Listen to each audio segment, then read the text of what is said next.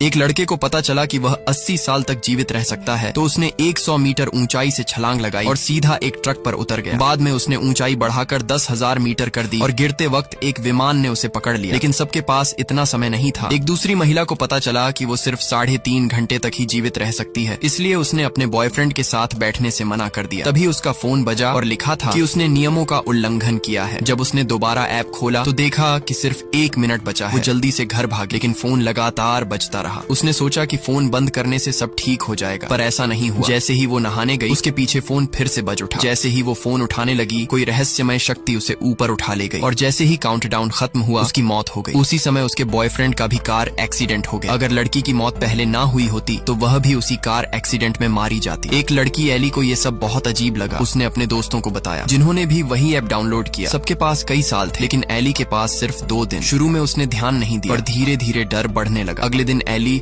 पूरी तरह से काउंटडाउन पर ध्यान देने लगती है। उसने माँ की कब्र पर जाने का वादा भी कैंसिल कर दिया। तभी फोन फिर से नियम उल्लंघन का मैसेज दिखाता है। वो गुस्से में उसे हटाना चाहती थी, लेकिन ऐप हटाया नहीं जा सकता। इंटरनेट पर उसने पढ़ा कि काउंटडाउन खत्म होते ही मरे हुए लोग दिखाई देते हैं। डर के मारे उसने कंप्यूटर बंद कर दिया और घर से भागने लगी, लेकिन फोन फिर बज गया। उसने नया फोन खरीदा, लेकिन उसमें भी वही ऐप अपने आप आ गया। फोन की दुकान का मालिक भी हैरान था। जब वो ऐप हटाने की कोशिश कर रहा था, तभी एली ने उसे रोक दिया। उसी वक्त एक आदमी बाहर भागा और एली से मिला। उसने भी एली को दिखाया कि उसके पास सिर्फ 18 घंटे बचे हैं। दोनों को समझ आ गया कि उन्होंने भी नियम तोड़े थे, इसलिए अब उल्टी गिनती शुरू हो गई है।